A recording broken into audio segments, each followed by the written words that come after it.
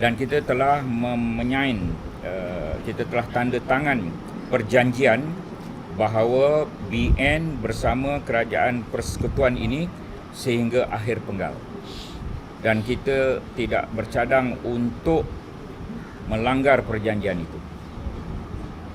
Bererti kita bersama Kerajaan Perpaduan hingga akhir penggal. Kita tidak ada perjanjian negeri. Itu untuk makluman para pemberita. Barisan Nasional tidak pernah mengikat perjanjian dan menandatangani perjanjian untuk peringkat negeri.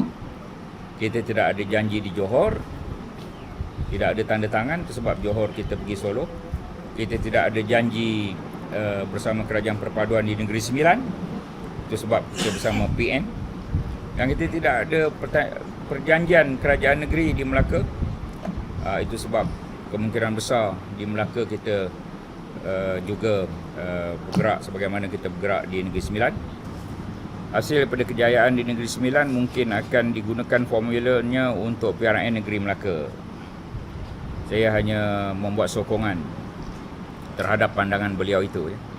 Ini bukan kenyataan baru, kenyataan beliau telah maklumkan.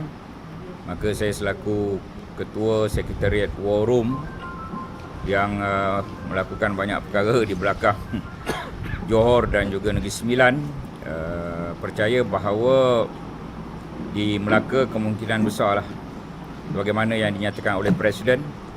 Saya menyokong pandangan beliau.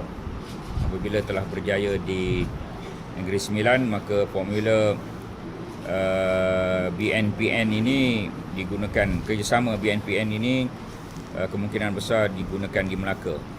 Satu lagi